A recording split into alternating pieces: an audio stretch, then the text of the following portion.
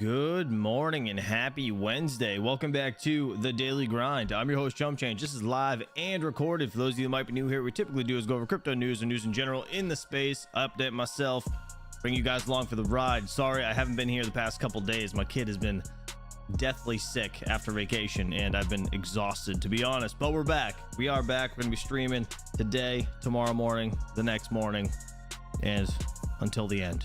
That's how it goes. Let's see. Let's see who's in the chat. We'll go from there. Nate G says 100,000. Good bull run for everybody.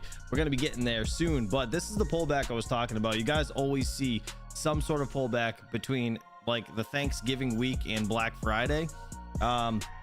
It was kind of typical. I figured this was going to happen, and obviously it happens as soon as I get back. That's how it goes.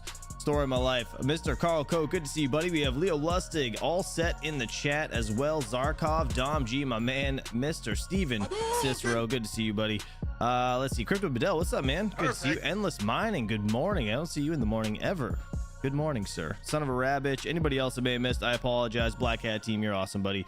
All right, let's get into it. Bitcoin 93,286 bucks. We got Ethereum at 34.55. It's nice to see Ethereum actually kind of climbing, at least a little bit. Solana's doing pretty well, even though everything's kind of pulled back the past couple days. Honestly, Monday and Tuesday was really bad, but today things are kind of rebounding a little bit. I think we're going to see a little bit more of a dip probably towards the end of the week. Like I said, Thanksgiving, Black Friday, it's kind of typical, but 234 bucks of Solana. We get XRP at $1.42. XRP's been doing really well, which is kind of surprising. I didn't think it was going to move much, but it's almost $1 up from where it was. It was holding at like 60 cents forever.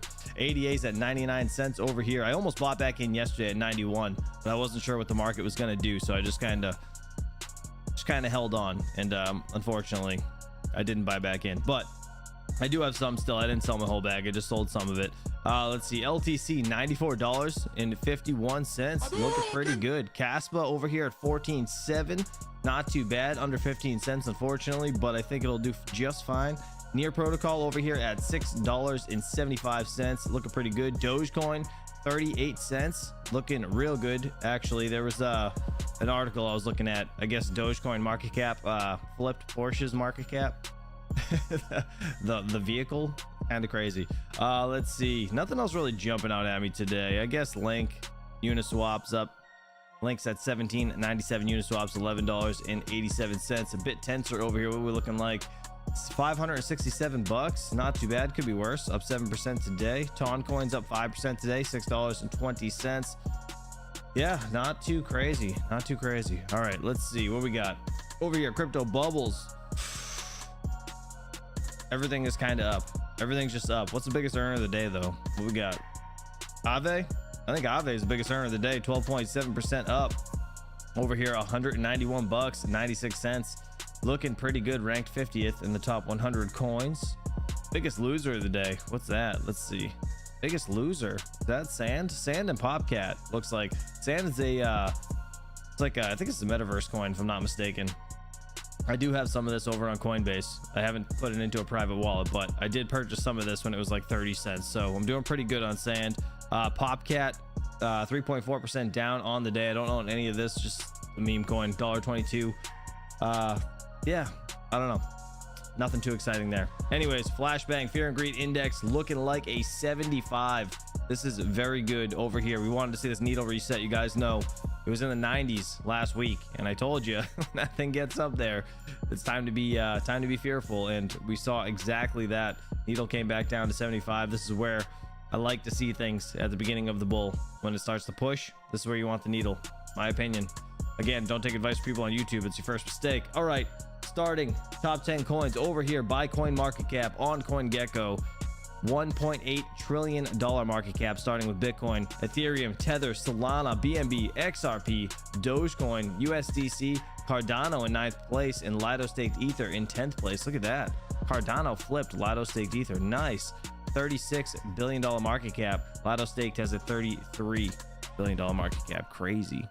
Silver Days, what's up, dude? Dan R, good to see you, buddy. Good to see you. And yes, everyone's feeling better, hopefully. I think my daughter's fine. She didn't have a fever last night. I think she's going to school today. We're gonna find out when she wakes up in like 10 minutes if she comes running down here or not.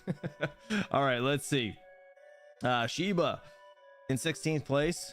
Sheba dropped, actually. It was in like 13th the other day, actually, right? We're at a $14 billion market cap right now. Sheba's not really doing too much, but I think I heard some news about it the other day. I forget what it was, but until that price starts moving, I don't see any I guess promise out of that coin as of right now. I've just been holding it and it's been kind of steady over on Coinbase, so it is what it is. Hedera's been doing pretty good over here at a $5.3 billion market cap, 31st place. I guess this and Cardano working to do some sort of like a blockchain based voting system, if I'm not mistaken, so that's kind of neat to see where that's going to go. Caspa in 41st place over here, $3.7 billion market cap. Again, I still think Caspa's stupid undervalued, but I can't wait to see what happens when this gets on Coinbase and Binance. I don't know when that's going to happen, but hopefully soon. All right, moving on to the mining segment of things. No, I do not want to give them my email. All right, let's see what we got over here. You guys know I like to timestamp this stuff. Let me just refresh it, make sure we're good. All right, the Alphex DG Hydro 1. This is a 20 gigahash unit, 6,200 watts, mining Dogecoin and Litecoin, $64.70 a day. Damn, that's amazing. The L9 17 gigahash unit over here, making $60 a day, just about $59.07. That's crazy. L9's killing it. Has anybody bought the L9? I know the prices went up like a shit ton in the past week, obviously with the lieu of Litecoin and Doge just popping off. The Volk Miner D1, again, this is just a rip off the L9, 17 gigahashes, but the efficiency is way worse. Please don't buy this unit. You're gonna get burnt for sure. $58 over here. I don't know, unless it's significantly cheaper, I would not want to trade in like 700 watts to get this brand. I don't even know what that brand is, to be honest. Have they been around a while? Does anybody know? We're gonna break 100k before Christmas. You think so? You know what, we absolutely could, but I think if we do break it, we're gonna see a sell-off right at the end. That's what I think is gonna happen, just because of taxes. People are gonna try to jump out to yeah, I don't know, what is it, tax loss harvesting? Is that what they call it? It's probably gonna happen. The L9 16 gigahash unit over here making $55 a day, looking pretty good. The L7, my 9050, I got this thing down at Terra Hosting. Shout out to them if you guys are interested in hosting. Link is in the description. If you're interested in looking at buying any miners, the L7, the L9, go check out Terra Hashes. I think it's terrahashes.io or is it .com? Let me see. Is it .io or is it .com? I think it's .com. It is .com. It's .com. terrahashes.com. I don't know if you can use code CCXD, but if you reach out to Hawk, just tell him I sent you. All the tariffs are included in this site, so you guys don't have to worry about getting slammed with tariffs after you buy something, because I know that really sucks ass. But yeah, they've been awesome to me, and I can't thank them enough for taking care of my machines. But $27.79 a day I'm making on this thing down there, and I think I'm actually paying a little under 10 cents per kilowatt hour. It's this unit, 3-year-old plus machine, L7s, I wish I bought like 100 of them. It's crazy. It is absolutely crazy how profitable those things still are. $25 a day, wild. Let's see, I want to see Doge miners. I just got a new one that I have to review today. Actually, I got to make a video in a little while. This one, Gold Shell, sent over the EDG1M, 3.4 gigahash unit, 1800 watts. I'm gonna try to run this thing on solar. Holy shit, this thing's making $9.21 a day. Shout out to Gold Shell. I'm gonna have to do a hash rate giveaway after I get this thing up and running. Look at that, that's sick.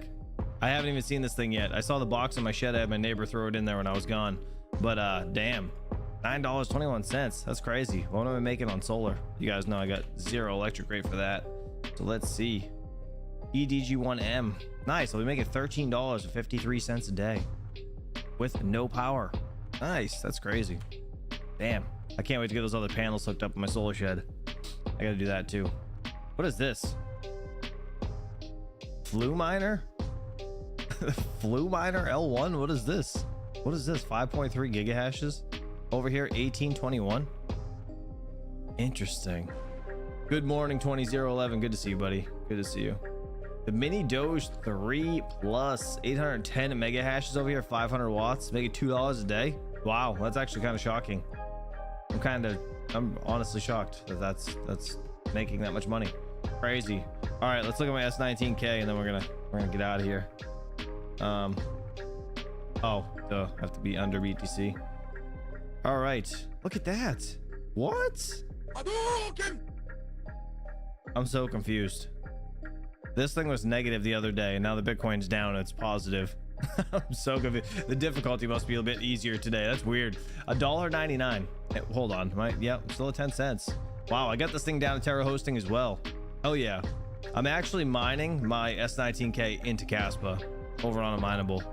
I know it's probably foolish, but at the same time, I think Caspa has a bigger potential upside. So that's what I'm doing. I'm just happy it's making money today. That's interesting. It's usually red. It's been like 50 cents negative every single time I've looked at it. Let me see. I actually got an email this morning about this one right here. This company might send this unit over to me for review. I was reading my emails right before we went live. The Seal Miner, 226 terahashes, 3730 for wattage. Bitcoin miner over here. This would be very interesting to run on solar, but this thing doesn't come out till February of next year. So I wonder when they're going to send this, if they do send it. So I just emailed them back right before we went live, and I'm kind of interested to see. What do you guys think about this unit right here? Let me know in the chat. I'm interested to know what you think. All right, GPUs, and then we're gonna get into the news. I don't have too much to go over, but we have a few things I want to watch for the past couple days. Excuse me. All right, over here, Aleo seems to be the top of the charts for all the GPUs. Zealous still on the top of the charts as well. Let's see what Aleo is at. Let's see. Ooh, it's up almost 10% today. Damn, $1.39. Again, I haven't looked at anything in the past like 3 days, so maybe 4 days. It's been a while, actually. Since Saturday, I've been kind of disconnected. But it's looking pretty good. Last 7 days, Aleo up about 20 cents or so. Nice, not too bad. I wonder, are you guys still holding this, or are you guys selling it? Mining and selling, let me know. And then Zealous 26% up today. Nice. Damn, I hope some of you guys bought back in yesterday or the day before when things were like dying. Let's see. Damn, Zealous had a big jump. $3 7 days ago. $3.80 to up over $5 now. Holy shit, that's crazy. What's the lithium doing? Lithium, bruh. Lithium is just taking a beating all the time. Every time I look at this coin, it was doing good the last 7 days, up to over $1.50, $1.60 in 24 hours. Had a bit of a sell-off. I mean, I get it. People still trying to make their money back. Chlor's on the top of the charts over here. GPUs, how's Chlor doing? 17% up. Holy shit. Nice. That's like poor lithium. Yeah, dude, lithium, it's so unfortunate. It sucks. I still have the AL zeros running actually from Ice River. Shout out to them. But 9 cents, 9.4, up almost 20%. Damn.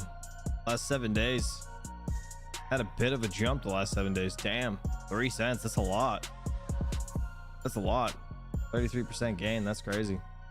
Interesting, man. Yeah, so you guys get a bunch of things to pick from. AMD cards are really on Chlor, and everything else Aleo.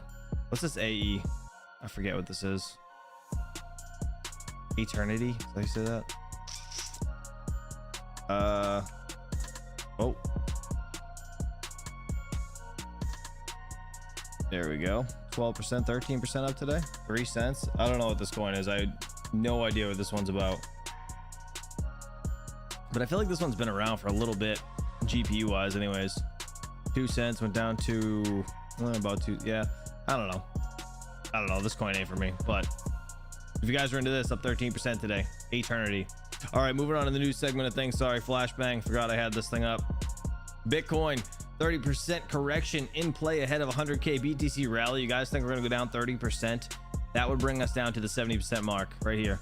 While historical chart patterns aren't always accurate in predicting future price action, a potential 30% correction from 99,800 would hypothetically tank Bitcoin price below 70,000. I don't think that's going to happen. I really don't. But high 80s is definitely a possibility. That's my opinion. Definitely a possibility. Dogecoin, this is the article I was telling you guys about, flips Porsche's market cap. Look at this. Some analysis foresee a more than 1,000% Doge price increase based on emerging technical chart patterns. Listen, if Dogecoin gets 1,000% price boost, I don't know. I don't know. We're all going to be way too excited to deal with these morning streams. Dogecoin has surpassed the market capitalization of luxury automaker Porsche, driven by endorsements from Elon Musk and the potential launch of an exchange traded product ETP for the meme coin. Very, very interesting. Dogecoin has risen 175% during the past month to a $57.8 billion market capitalization, surpassing Porsche's $56.1 billion market cap as of 8:34 a.m. UTC on November 27th. Crazy. Dogecoin's killing it. The only thing that kills that coin, honestly, is the fact that it's unlimited, and that's really where its downfall is. All right, let's get into the news. So this was over a day ago. To be honest, Bitcoin is taking over Wall Street fast. This is when Bitcoin was still up the other day. Again, I've been disconnected for like 3 days, so I'm trying to catch myself up. But this is over on Anthony Pompliano's channel. Then we'll get into some other news clips from the past day. Bitcoin, as you probably are aware, came within just a few $100s of the $100,000 mark at the end of last week. Joining us now to talk about what's next for Bitcoin, other crypto, Anthony Pompliano, founder and CEO of Professional Capital Management. You're a viewer. You saw both Michael Saylor and the other individual. I have to look up his name to find it again. But I thought it was really interesting that the usage case for Bitcoin in a portfolio, it can augment certain conservative strategies. And I'm wondering, are we going to see more of that? And is it for fiduciaries and for pension managers and people that, he was talking about narrowing the liability gap for state and municipal employees and their pension plans using Bitcoin to augment the return. Is that prudent in your view? Well, I think there's a couple of things going on. First of all, when you talk about corporations, historically, they've had two levers to pull in terms of improving their business. They can drive more revenue or they can cut expenses. What Michael Saylor really introduced is this idea of taking your balance sheet and creating a third lever that you can pull. It's not really that new. Real estate has been doing this for a long time, where they use that to secure loans and do other things. It's just that we haven't thought of software companies or others being able to do the same thing. And so now you have an asset that obviously is growing very quickly. There's only 21 million of them, and it seems to be working out. Now, what I do think is interesting is because there's only 21 million of these, anyone who buys it, if there's increased demand, the price goes up. And so, we had a fund that was anchored by two public pension funds that we raised in 2018. We bought Bitcoin around $5,500 for those public pension funds. They're up really big on it. And so I do think that anytime you buy an asset, whether it's Bitcoin stocks, commodities, real estate, et cetera, and it goes up a lot, it will help close those funding gaps. Now, what I do think is really important, though, is Bitcoin in particular was a bottoms-up adoption story. So historically, technologies are top-down. Governments and militaries adopt it first, then corporations, and eventually individuals. Here, you actually had individuals first. The reason why that's important is Bitcoin is the only asset that I know of in financial markets. As the price goes up, it becomes less risky. And so now you have the biggest pools of capital showing up and saying it now is only big enough where I can start to buy it. And so you have central banks, you have public pension funds, et cetera, that are saying, okay, now we're getting close to $2 trillion. I can start allocating to this thing. And so individuals front ran it, but the largest pools of capital still are heavily under allocated to this asset. I think it's going to be very good for prices. So to augment a fixed income investment for an insurance company or pension, there's some underlying Bitcoin that has to rise. I think he said over a 4-year period, it has to rise 6% per year. You remember that? That's what it said and you'd break even on that. Anything above that, you're augmenting the return because rates have been obviously so low for a lot of these fiduciaries that are trying to guarantee, retirees or whatever, a certain income. So you would take that bet. You don't think it's going to be 50,000 in 4 years. Well, what I think is really important is if you go and you look at the data of putting just a little bit of Bitcoin, you don't have to put a lot of Bitcoin. We can put 1% of Bitcoin into a portfolio. It not only has the price appreciation, but it also drastically improves Sharpe ratios and many other aspects that these fiduciaries look at. Now, I do think that the underfunding or that funding gap for public pension funds and many other these large pools of capital is drastically under-discussed. What are they going to do, right? They don't have many options. And so it doesn't mean that you should go and throw a Hail Mary and put 50% of your fund into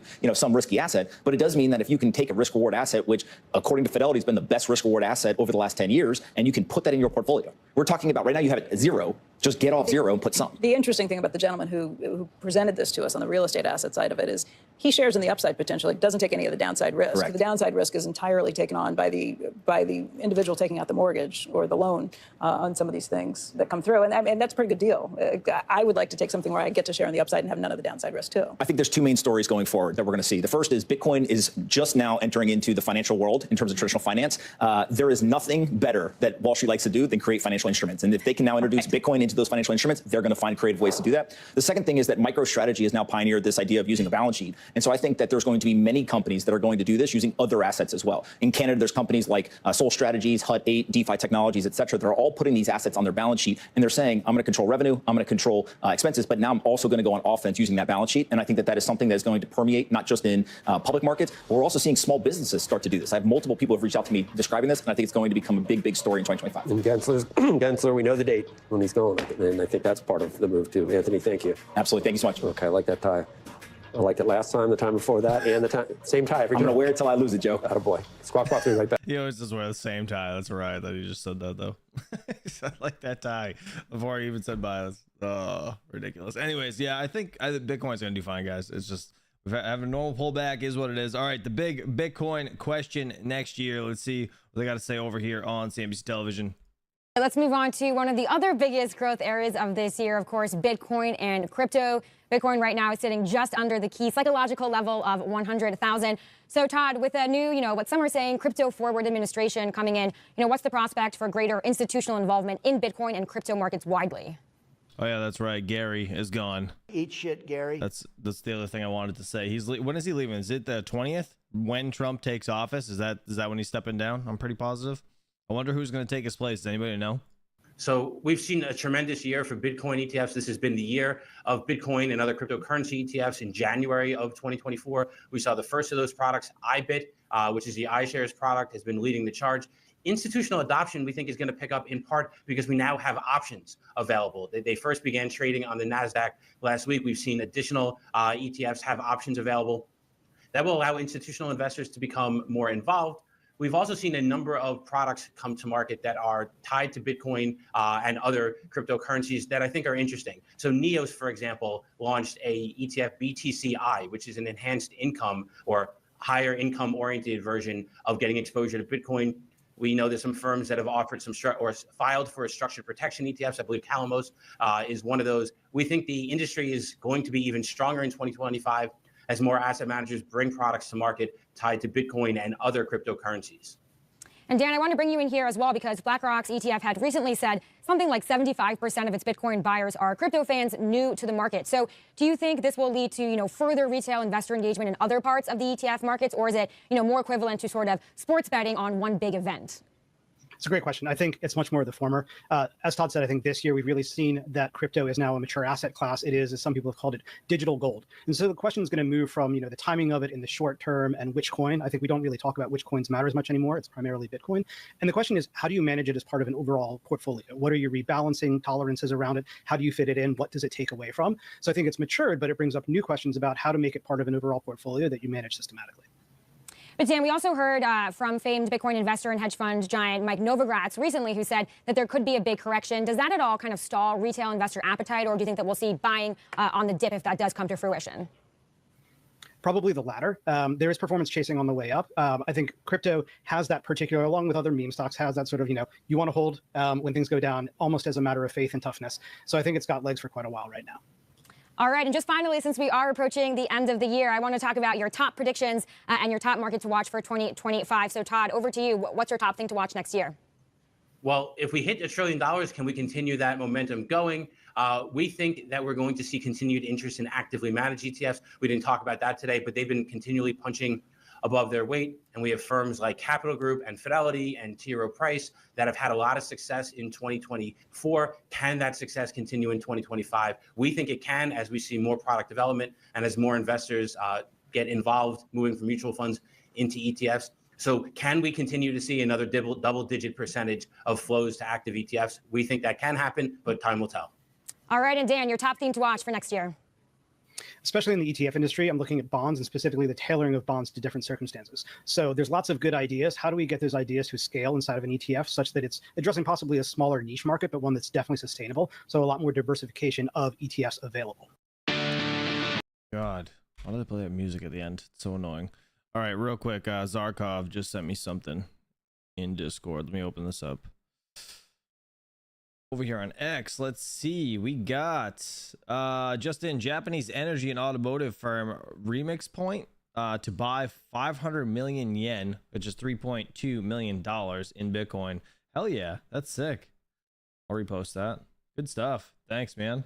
Everybody's starting to put Bitcoin in their balance sheet. That's good. It's a good sign. Definitely bullish. All right, fast money traders talk how to navigate Trump's latest tariff announcement. I know this has been like a big conversation the past couple of days. Let's see what they got to say. Should we be worried? Should we trade off the threat of tariffs, Guy? I think you can trade the bond market off it. Clearly, the equity market is not worried, but I think the bond market should. Next year, we're going to have $1.5 trillion just in interest to service the debt. Think about that. And then that's on top of all the issuances that have to be done in 2025. Now, this might be the right course of action without question. But again, I think it's inflationary. I don't think the bond market at 4.3% to 10 years of pricing it in. At 4.5% 2 weeks ago, I don't think it was pricing it in. So for me, the way to play this is through the bond market, thinking yields will go higher. You hear about it, like on the headline pushing back against Trump and against the U.S., who is the biggest economy in the world. Mexico right now recently overtook China as being the largest source of imports into this country, a little over 15%. It was only 12% a few years ago. So Mexico has been picking up steam. And the question is, if you're Mexico, do you really want to take the U.S. on? I don't think so. Having said that, you can't look like you're just going to fall down. And I think if you look at certain sectors that were most hit today, the auto sector specifically, it's argued that some 97 billion. I'm quoting actually Emmanuel Rossner at Wolf, who said 97 billion worth of auto parts are shipped to the U.S. from other countries, but specifically through Mexico and Canada. So there are places that are particularly well, I think hurt more than others. GM, which had also been riding very high coming into today, I think that partly explains some of that move. But look, I think we've speculated now for weeks. We had a day yesterday. This is why this is fascinating stuff and why this is a trading show. Because yesterday we had Scott Bessent, new Treasury at least Secretary, proposed is someone that says, hey, look, I'm going to do my best, or at least it was thought he's the moderate voice in the room, and the room that's going to be worried about deficits and probably not push as hard on tariffs. We'll see. I think it's a lot of bluster. I mean, we have 4 years to kind of see what happened in the first administration. We've heard lots of tweets over the last 4 years. And you think about it, I mean, he has to kind of try to follow through with some of the promises he made on the campaign trail. I go back to September when he threatened John Deere, great American company, with 200% tariffs for equipment coming in from Mexico. Well, at the end of the day, 5% of their sales come from Mexico, right? 3/4 of their production happens here in the U.S. So I guess at the end of the day, a lot of U.S. companies are probably not going to make any big moves as it relates to manufacturing based on these threats, because I think that if you look at all the nominations, I think a lot of folks, to Tim's point, look at a guy like Bessent and they say these folks are going to have some pretty decent influence, not too different than Gary Cohn in the first administration. So I just don't think you're going to see too many big decisions by U.S. manufacturers based on these threats right now. And overall, the markets are acting fairly well, taking all this in stride, Katie. Yeah, I would agree. I mean, we have very positive momentum, of course, behind the major indices, and it shows optimism around the administration. So we got to stay with the momentum, really. The relative performance, U.S. versus international, especially Mexico, maybe to a lesser degree Canada, is still very positive. And we want to stay on the right side of that trade, at least as long as it's working, and it's still working. Interesting. All right, moving on. Let's see.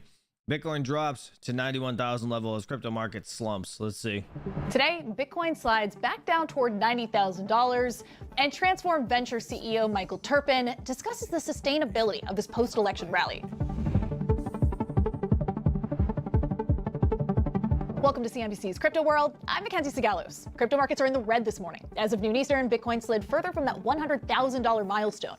It dropped 2% and was trading at around $94,100. Ether slid 4.25% to $3,300, and Solana dropped 4.5%. Crypto-focused stocks also underperforming compared to broader markets this morning, with Coinbase and Robinhood dropping 2% and MicroStrategy down 4%. Mara Holdings was the outlier in the bunch, gaining nearly 3%, all as of noon. Okay, let's talk about the top stories. President-elect Trump may soon start collecting additional revenue from World Liberty Financial. And that's because crypto entrepreneur Justin Sun invested $30 million into the Trump family-backed DeFi platform. Now, Trump holds a right to 75% of the platform's revenues above $30 million, a threshold that's now been crossed with Sun's investment. Now, this is on top of the billions in WLFI tokens that he received. The Trump family assumes no liability for the project and takes on a promotional role. Now, Sun, who founded Tron, was sued by the SEC in 2023. The agency alleged that he committed fraud by manipulating trading activity of his Tronix and BitTorrent tokens on top of unregistered securities charges. Now, we reached out to Trump's transition team, World Liberty Financial, and Tron for comment, but didn't immediately hear back. Now, Sun also made headlines last Just for the record, who wasn't sued in 2023 by the SEC? Yeah, Yeti, happy birthday, buddy. Hopefully you have a good day. week for winning the auction for a more than $6 million artwork of a taped banana. Next, video streaming platform Rumble may be taking notes from MicroStrategy. The conservative-oriented streaming service said yesterday evening that it would allocate up to $20 million of its cash reserves toward Bitcoin. Now, its CEO, Chris Pavlovski, said that the company believes global Bitcoin adoption is still early and touted the currency, calling it a valuable inflation hedge. The company's stock had a strong opening, but was trading flat by noon Eastern. All right, for our main story, Crypto World's Tanea McKeel spoke with Michael Turpin, Transform Venture CEO and author of Bitcoin Supercycle, about how he uses benchmarks like the halving and record highs to break down crypto cycles in 4 seasons. All right, Michael, thank you so much for joining us. So in your book, The Bitcoin Super Cycle, you describe the 4 seasons of Bitcoin. Talk about where we are now in the cycle and whether the rally that we've seen from Trump's electoral victory and the growing influence of politics and Wall Street upends the traditional seasons that you talk about. Sure. Good morning. The 4 seasons of Bitcoin is something I've been studying and talking about since about 2015. I first got into Bitcoin in early 2013. And there are 4-year cycles that it surprises me. And the reason I wrote the book was to educate traditional investors, stock market investors, startup tech investors, real estate investors who don't understand Bitcoin having cycles, just like the stock market has 10-year cycles, the real estate has cycles. And the cycles in Bitcoin are 4 years. They happen every 4 years, roughly, with the halving, where the amount of new Bitcoin is cut in half. This is from the white paper. And I call that the starting day of Bitcoin spring. That's the day the seed of the new cycle is planted. We are now in the 5th cycle out of 33 cycles that will exist over 140 years. Bitcoin summer happens when the all-time high of the prior cycle is reached. This has happened every time, and I projected in my book that it was going to happen in November. It typically is 4 to 7 months after the halving. During the halving, you have 2 things that happen at the same time. You have people knowing it's going to probably go higher because more demand and less coins, but you also have the miners losing money until the price gets higher. And when you pass the last cycle's high, which was 73,850 a month before the halving, still counted as last cycle, you then go parabolic. That happened at $30 in 2013. It happened at $1,200 in 2017. It happened at $20,000 in 2020. And sure enough, it happened in November. I also projected that if Kamala won, we would still get to 100,000, but it would take a little bit longer. And we would pass the all-time high in November, but closer to the end of it. And that if Trump won and he continued to be crypto-friendly, that we would hit it at the start of the month. And sure enough, we hit it on election day. Yeah. How sustainable is the rally that we're seeing now, in your view? And are the catalysts different this cycle from the ones that you've observed in previous cycles? Sure. So Bitcoin summer lasts between 9 and 11 months historically. It doesn't mean it won't last 8 months or 12 months, but I don't think it's going to last 3 months, right? So we started Bitcoin summer in November. Historically, every all-time high, the end of Bitcoin summer when the bubble pops, people don't usually realize until afterwards when it's too late, has been in either November or December of the year after the halving. Remarkably, and I was even surprised myself when I went into the data, there's only been a 37-day period when the all-time highs happened. The first cycle after halving was December 4th, the year after the halving. The next cycle was December 17th, the year after the halving. This last one was November 10th, the year after the halving. So I'm expecting history to repeat, and us to we'll probably have a double bubble, which means we're going to go way up through about April, May. We'll have a summer slump, and then we'll hit our all-time highs around 200,000, possibly higher if the macro is good and Trump, does many of the things he's been talking about, like this strategic reserve, et cetera, and other countries follow. We could be over 300. Oh, damn. What about in altcoin season? I mean, statement. Bitcoin the darling right now, always the darling, but you did see some outsized moves in the altcoins the other week, and those have backed off a little bit. Bitcoin kind of leading the way again. But do you expect to see more interest move into other kinds of crypto assets and projects outside of Bitcoin? That's an interesting question. And of the 21 chapters in my book, I only spend 4 on altcoins because I think for people who are new as well as for Bitcoin maximalists, that's really what they should be focusing on. It's also something where you can, hodlers, as they call them, people who just set it and forget it, and they have it there for their grandchildren. They've done really well. If they bought 1,000 Bitcoin at the end of 2012 for the first halving, they spent $12,000, and today it's worth $97 million. On the other hand, if they sold it once per cycle, during the period I say is going to be roughly the highs within 20-30% of it, and then bought it back a year later, they'd have about $5 billion right now. So I suggest if somebody doesn't want to go and make a full-time job of this, that they stick with Bitcoin. But if they want to, I also give some strategies on altcoins. I will say this about right now we're at about 61% of Bitcoin dominance, meaning 60% of the entire market cap is Bitcoin. When you hit the all-time highs, it's usually gone under 50%. And in the 2017 cycle, it went down as low as like 38%. I think that because institutions coming in, governments coming in, none of them are looking to buy Dogecoin, maybe Elon, but none of them are certainly going and buying meme coins. And so because of the growth of Bitcoin-only institutions, I believe that the altcoin season will happen, and that's the way you get 100x if you're really, really studying, but you can also lose everything, and that's not going to happen with Bitcoin. Just for the record, Dogecoin is a meme coin, but it's actually very fast when it comes to transactions. And it's like, it's way faster than Bitcoin, 1,000%. But yeah, there's no like fundamentals really behind it. It's just a whatever bullshit meme, but I get what he's saying. What's your view on ETFs or other investment products around Bitcoin, being that, like you said, institutions just are not interested in anything else on the risk curve as of now, maybe Ethereum, but predominantly Bitcoin. And I think as they get more comfortable with Bitcoin and the asset class, looking for more active strategies around Bitcoin beyond just buying spot and holding it. Real quick, I just want to remind Big Time Mining in the chat that this is Caspa versus Carlson. In case you forgot. But I hope Carlson does well. So, a big part of this move up to almost 100,000 was a reaction to the Bitcoin-friendly appointment of several cabinet members. We're still waiting on Treasury. We're still waiting on the SEC. I believe if a Bitcoin-friendly SEC commissioner, which all the names that have been bandied about are certainly in that camp, that alone pushes over 100K. And, if that happens, then you should have a lot of, it should be open to what Wall Street wants in terms of Bitcoin ETFs. You can have, they're talking about a Tau ETF, right? For BitTensor, certainly Solana ETFs. And that'll be a way of having the retail investors go and put something in their portfolio and not have to worry about day trading. Most of these asset classes have not performed well over the cycles. Only Bitcoin, and believe it or not, Binance, BNB, have actually reached all-time highs 3 cycles in a row. Most newer coins, Ethereum may still do it. They haven't done it yet. Most new coins underperform Bitcoin in subsequent cycles. What about the businesses outside of the assets? So looking long term, and you mentioned this, we're likely to see the U.S. embrace crypto in a whole new way under Trump. You have lots of experience in the industry across several businesses. Is there a particular type of project or business that you think will be especially successful in this new cycle? Well, the great thing is going to be people coming back to the United States and not having to go and set up in Cayman, Dubai, et cetera. That'll be phenomenal, right? Because most of the leading projects did start in the U.S. and then were driven offshore, or really had to be apologetic about being in the U.S. and got Wells notice, et cetera.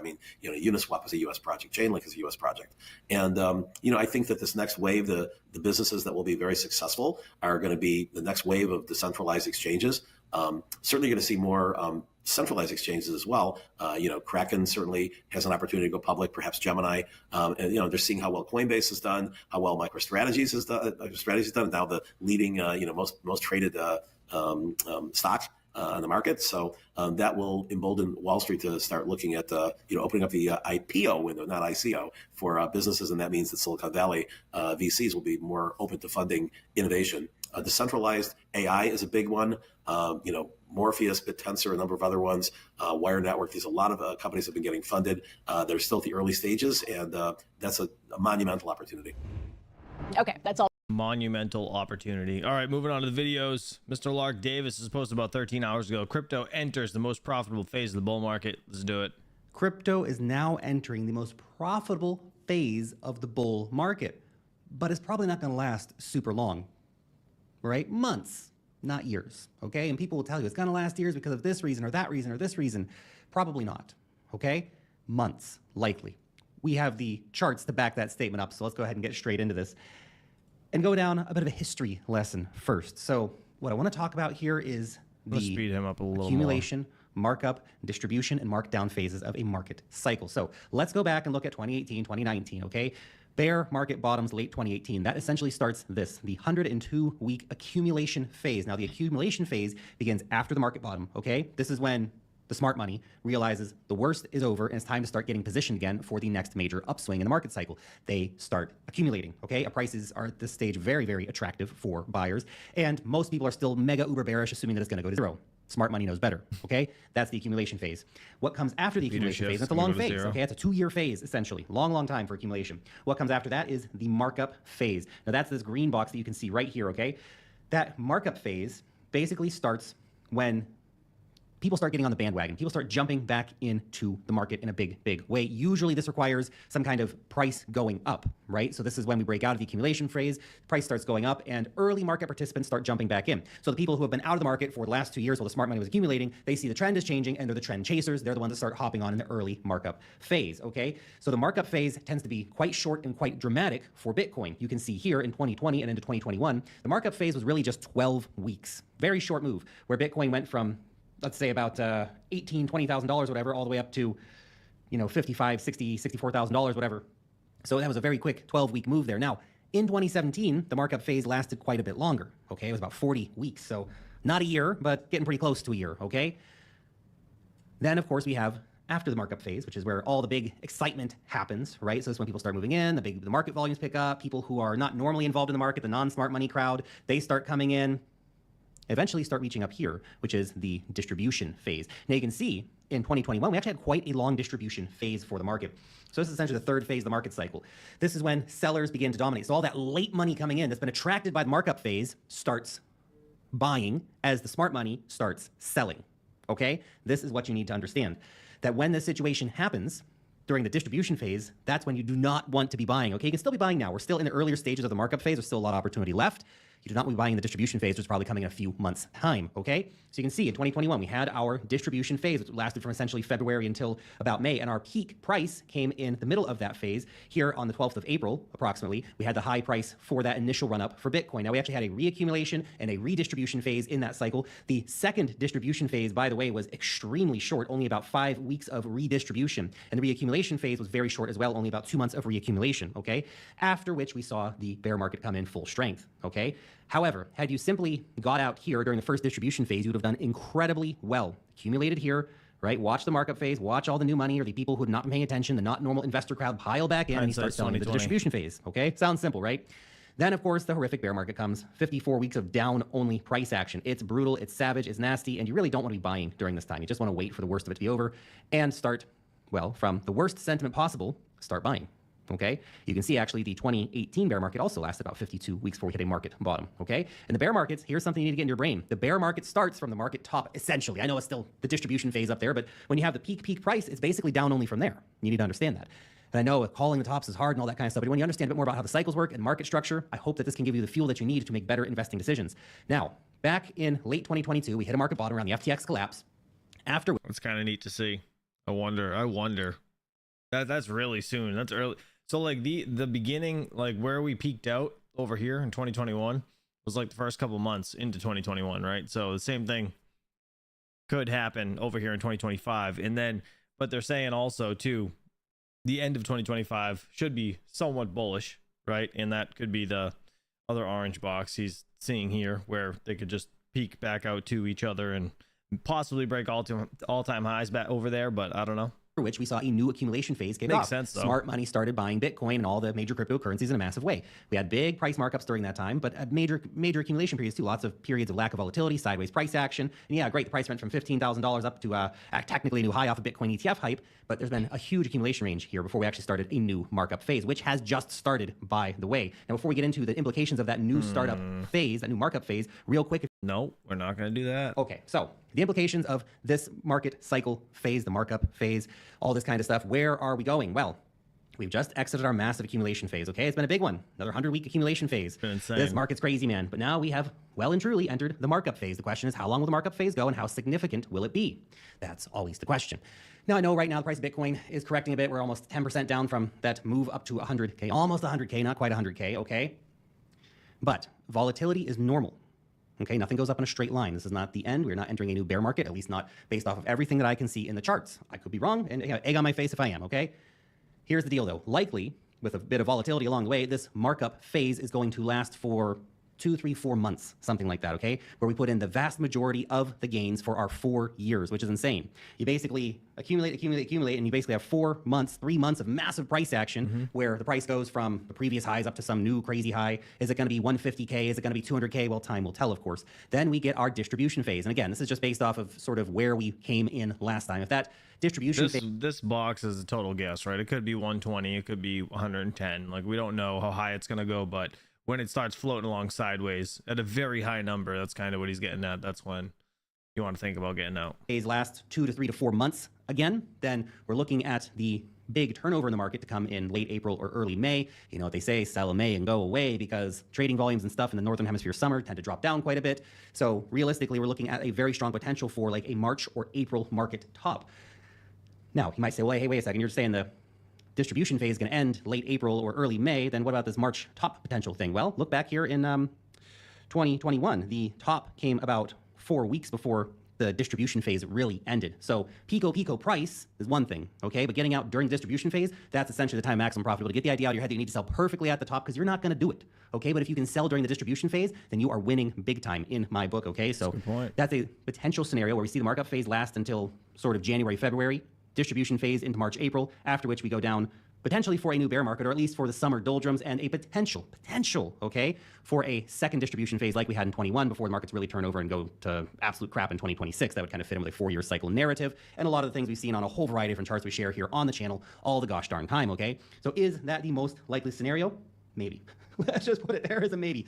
I think it's a very possible scenario, okay? When I understand the rhymes and rhythms of markets, okay? We go from accumulation phases, which are long, markup phases, which are short, distribution phases, which are also short. And this is the dangerous time in the market. If you're buying now, you are kind of here in the early markup phase. There's still a lot of potential left, particularly in altcoins, so there's still a lot of money to be made. But you have to understand, if you're buying now, you don't want to be holding this stuff for 2-3 years, okay? You want to be holding this stuff for 3 to 6 months, max, probably.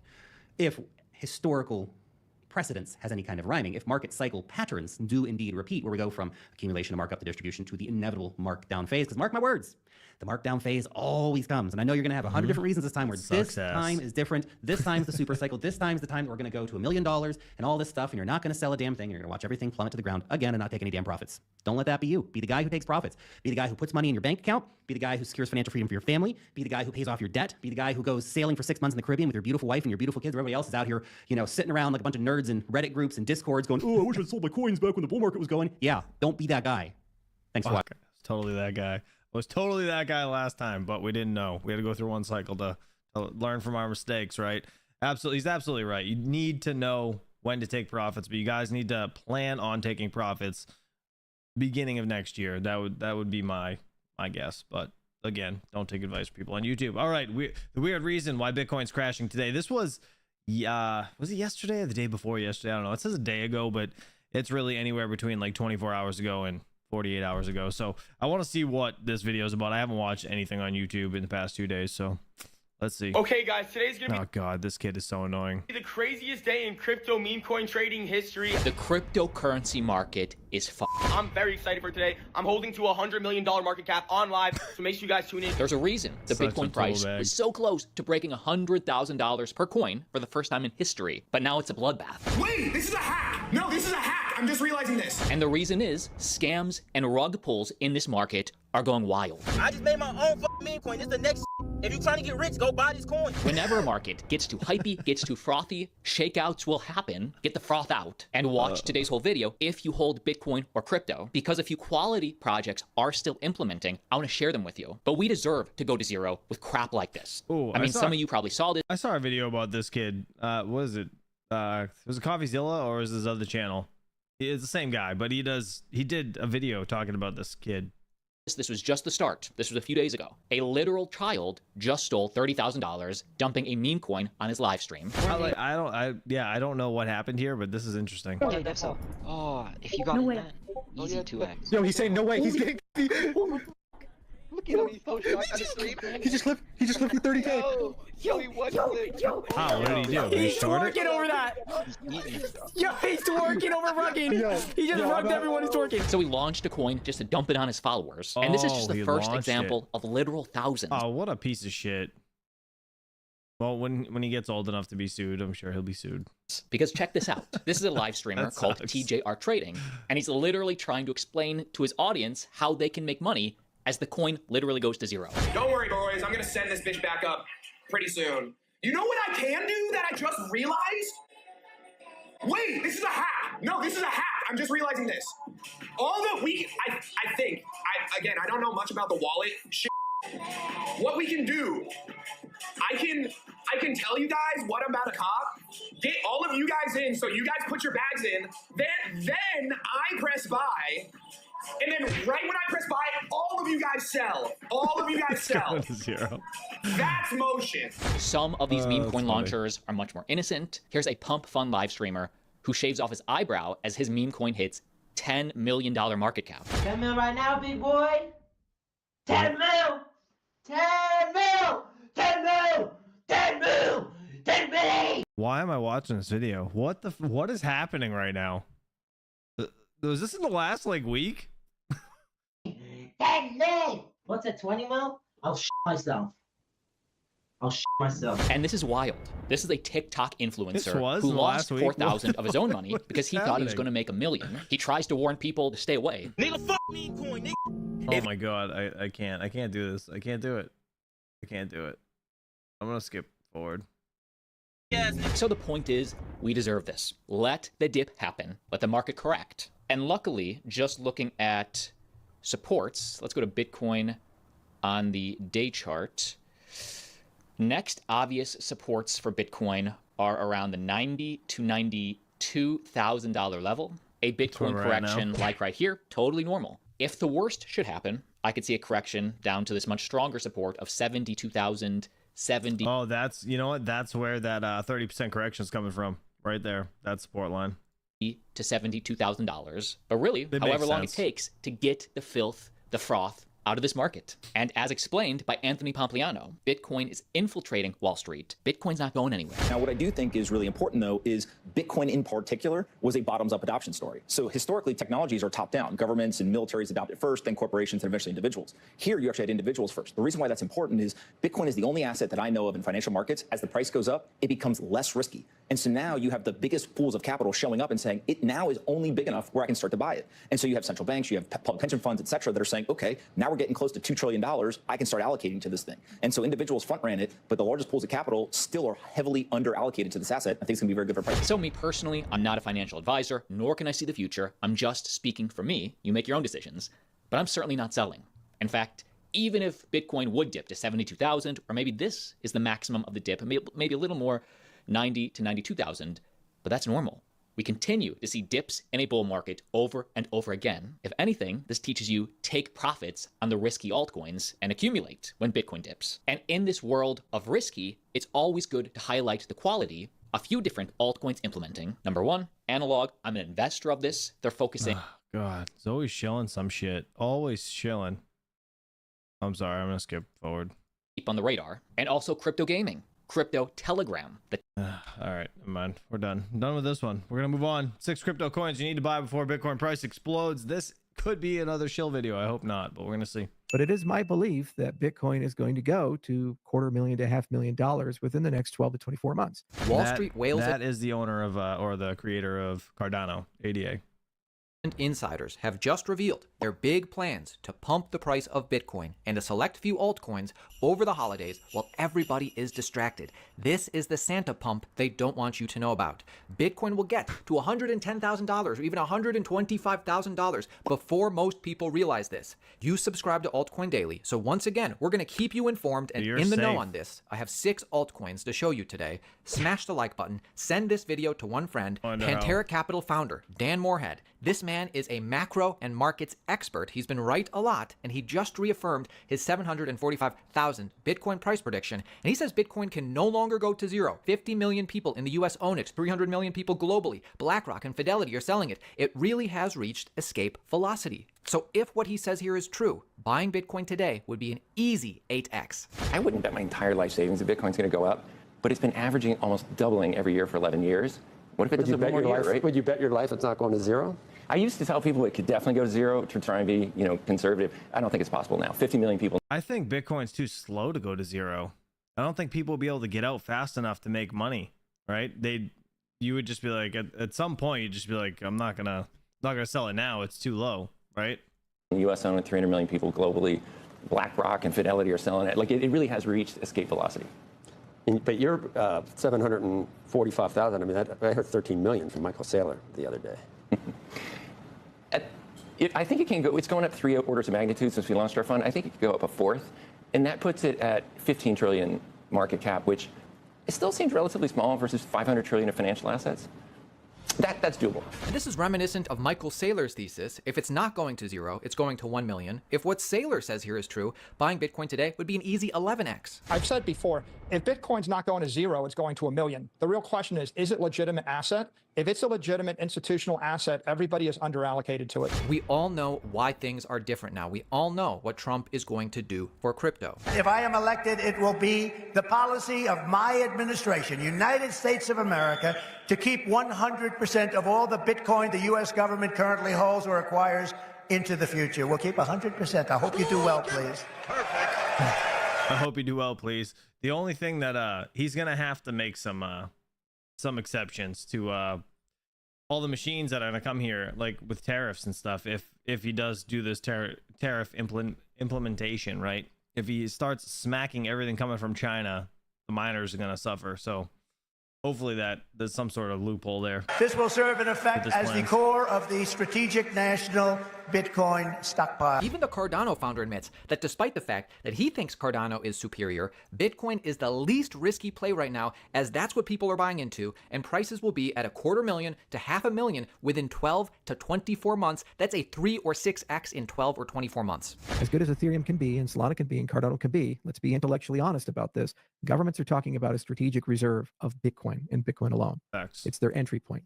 And perhaps in 5 or 10 and 15 years, that dialogue and narrative will change.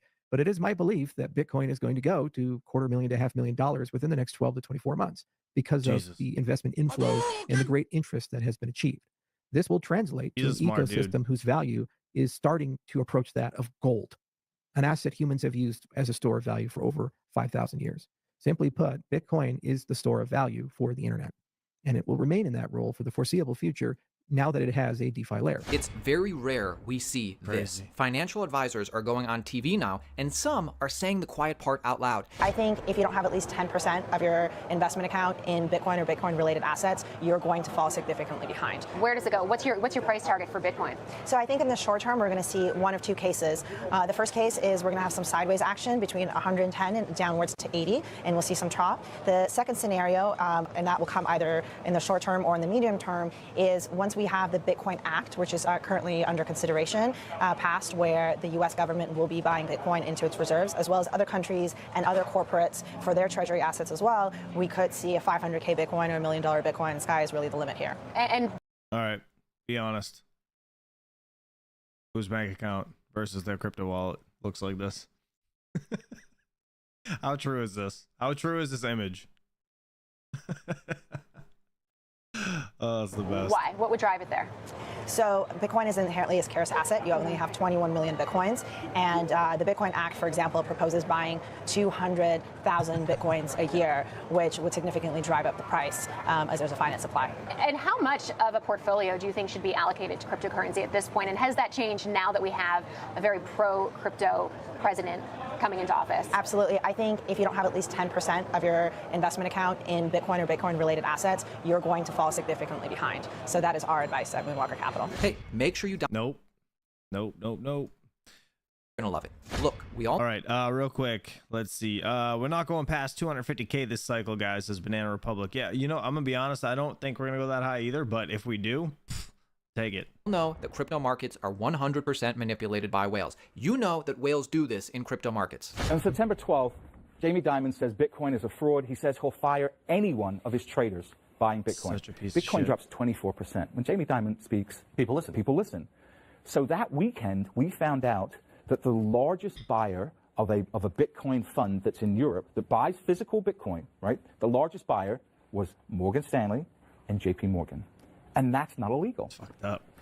He says it's a fraud. It says he'll fire anyone that buys it. Yes. And at the same time, his company is buying it. His company is buying it. It's just, I mean, so unethical. But this is why it's important to see what they're actually doing behind the scenes. Bitcoin buying has never stopped. Bitcoin ETFs have seen no dip. Capital is flowing in, another all-time high today.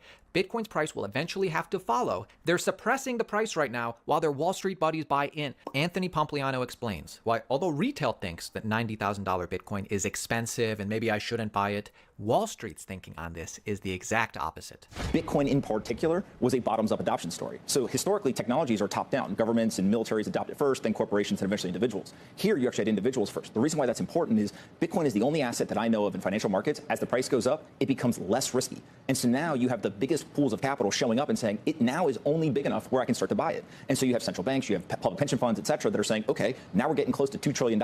I can start allocating to this thing. And so individuals front ran it, but the largest pools of capital still are heavily under allocated to this asset. I think it's going to be very good for prices. So don't wait until Bitcoin gets over 110K or 125K. Here are 6 altcoins I would be looking at. Ethereum. Most people know Donald Trump likes Bitcoin, and Bitcoin's price is almost $100,000 because of it. Do people realize that Donald Trump actually owns millions of dollars worth of Ethereum and actually probably owns more Ethereum than Bitcoin? What happens when the world realizes this? If you're looking for a more low-cap play, Humans AI and their Heart token is one I'd look at. This is the future of AI and crypto, or at least something like this. I'm an investor in Humans, and I'm an investor in Supra. If you're looking for the next Solana, a lot of people say Sui. I would actually say if you're looking for the next Solana and you're looking for the next Sui, check out Supra. If he wasn't paid to talk about that, I would I'd finish watching it. But we're gonna move on to the recap segment of things because I'm not gonna shill bullshit on the channel. If you guys want to look into stuff, do it on your own. Don't listen to people on YouTube. But someone said something about Kramer. It's a nice asset you got there. Would be ashamed if I were to speak positively about it. The inverse Kramer is a real thing. It's insane. All right, Bitcoin 93,638 bucks. We got Ethereum over here at 34.80. XRP holding at $1.42, up 6.58%. ADA is just under $1.99. I still think ADA is probably going to pass its all-time high this run. It's my opinion. You guys do what you want. Litecoin $95.79 or 80 cents now. Pretty nice. We got ETC almost at 30 bucks. Nice. I didn't even realize it was at 30 bucks. Hell yeah. Caspa still into 15 cents at 14.7. Let's see. Near Protocol, I think it's going to do well this run. $6.69. Hell yeah. Nice. Dogecoin 39 cents. Things are coming back right now. Things are starting to take back off. Interesting. 235 bucks. Solana looking pretty good. BNB is at $625. Not too bad. Let's see. Damn, Kramer screwed us again. It's just Knoxville. He always does. BitTensor over here, 571 bucks. BitTensor is probably going to do well as well. Where's Render? I haven't looked at Render in a while. Where is Render? Right here. Render, $7.52. Nice. I actually sold out of mine before they did that. Like, I don't know what they did. They like changed the ticker or something over on Coinbase. It was very, very strange.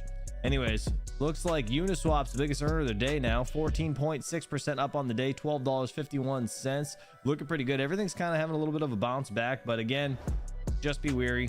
Thanksgiving, Black Friday, still could see another pullback, right?